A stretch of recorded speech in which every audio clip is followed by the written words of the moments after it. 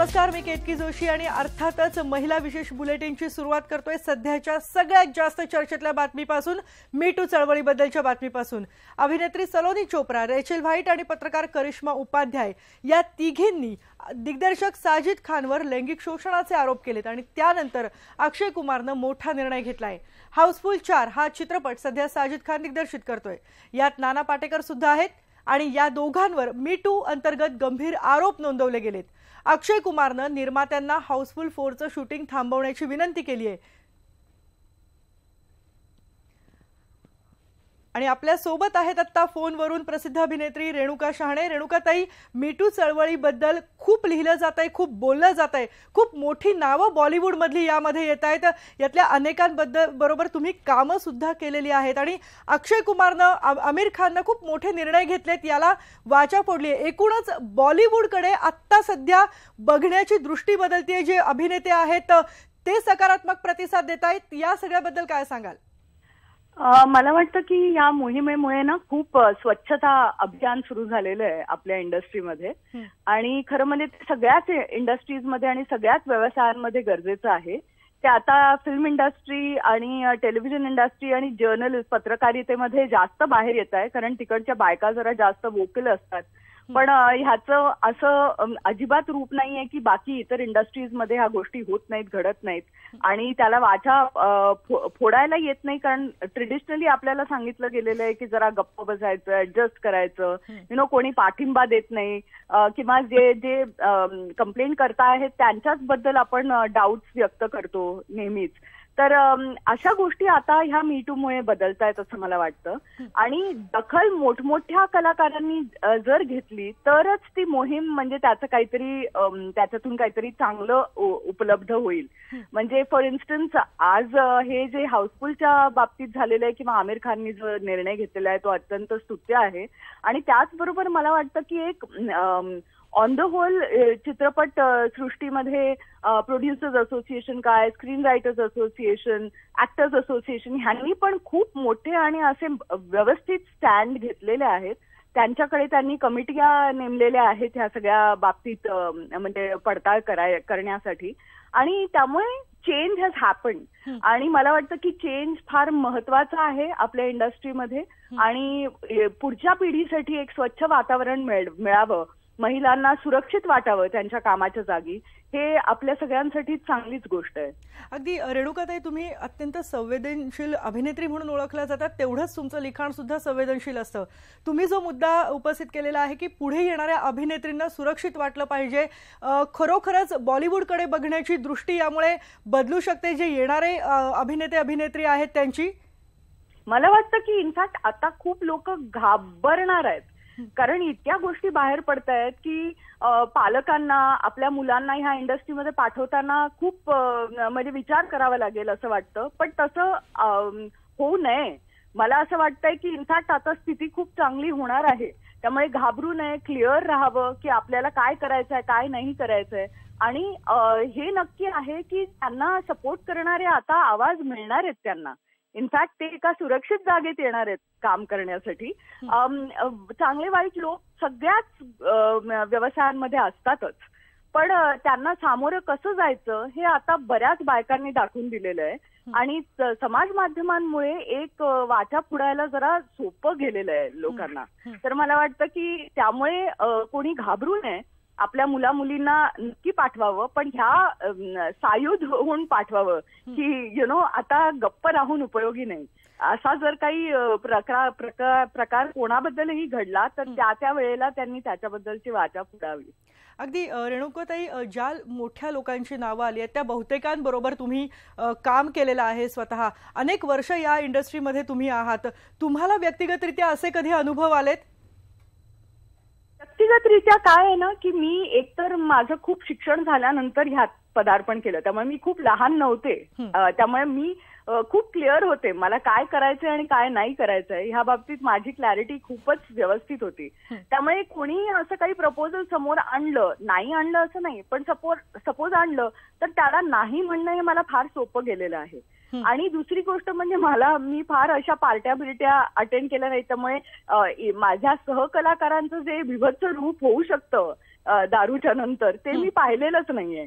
त्यामुळे माझ्या बाबतीत म्हणशील तर मी खूप भाग्यशाली आहे की मी 31 वर्ष ह्या इंडस्ट्रीमध्ये आहेत आणि मला खूप चांगली माणसं मिळाली ज्यांच्याबरोबर मी सातत्याने काम केलेलं आहे आणि आजपर्यंत करत आहे आणि खूप सन्मानाने वागवलं जाते ह्या इंडस्ट्रीमध्ये. फक्त काही 3-4 माणसांचं स्वरूप वाईट असलं, अनुभव वाईट असले, डझंट मीन की पूर्ण इंडस्ट्री वाईट आहे. त्यामुळे माझं उदाहरण देऊन मी म्हणते की नक्कीच ही इंडस्ट्री खूप चांगली आहे, खूप चांगले लोक आहेत ह्याच्यामध्ये.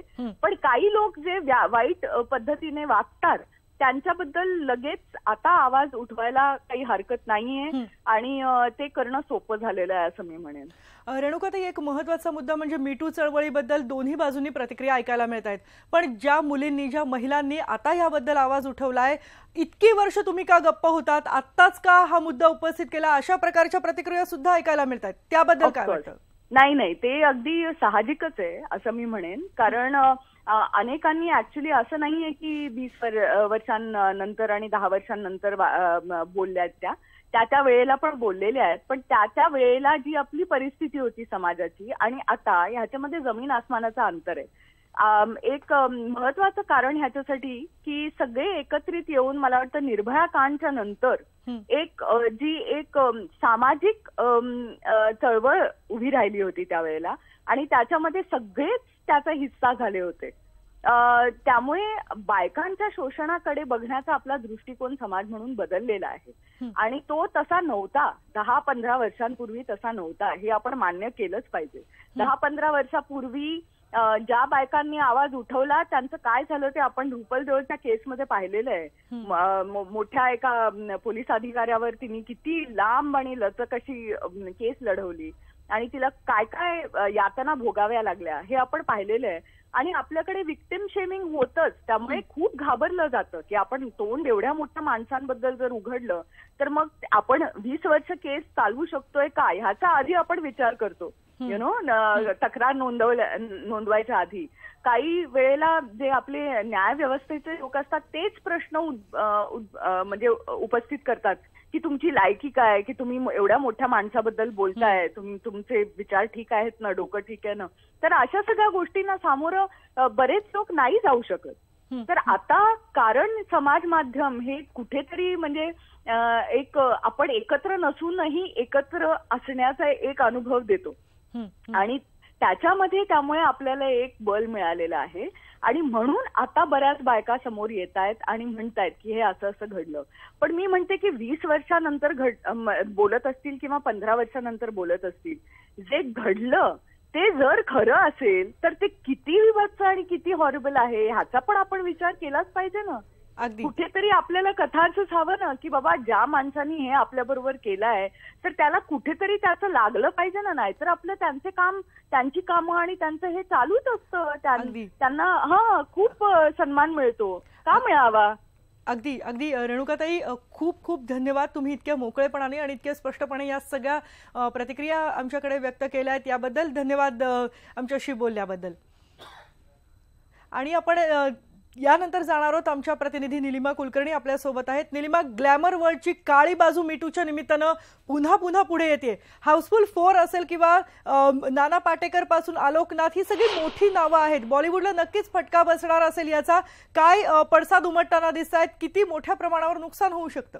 अगदीच, मीटू ही फक्त मोहीम नाही तर आता एक वणवा झालेला आहे आणि हा वणवा आता किती पेटतो हेच पाहायचं आणि यात कोण कोण होरपळून निघतं हे आता पाहणं फार महत्त्वाचं ठरणार आहे. नाना पाटेकर असेल, आलोक नाथ असेल, विकास बेहल असेल, साजिद खान असेल, सुभाष कपूर असेल, अनेक मोठी नावं आता समोर एक्सपोज झालेली आहेत खऱ्या अर्थाने. आणि या महिलांचं खरं तर कौतुक केलं पाहिजे, कारण काही वर्षांनी का होईना पण त्यांनी अखेर या अन्यायाला वाचा फोडलेली आहे. मीटू या मोहिमेअंतर्गत आता हाऊसफुल 4 हा सिनेमा तर पूर्णपणे वादात अडकलेला आहे आणि आता याचं शूटिंग ही थांबणार आहे. त्यामुळे पूर्णपणे आता हाऊसफुल 4 हा चित्रपट चित्रपट रिलीज होतो का नाही याकडेच आता मोठं प्रश्नचिन्ह आहे। आणि एकंदरच याच्यात स्वागत केलं पाहिजे अक्षय कुमार आणि आमिर खान यांसारख्या मोठ्या अभिनेत्यांचं, कारण त्यांनी कुठेतरी या मीटू मोहिमेला पाठिंबा दिलेला आहे। एवढे मोठे निर्णय घेऊन जेव्हा ते चित्रपट शूटिंग थांबवण्याची विनंती करतात किंवा एखादा चित्रपट सोडतात तेव्हा अनेक असंख्य फॉलोअर्स असतात जे त्यांना फॉलो करतात आणि त्यामुळे कुठेतरी एक वेगळा आदर्श निर्माण होईल। आणि आता ज्याप्रमाणे रेणुका शहाणे यांनी सांगितलंय कुठेतरी एक स्वच्छता अभियानच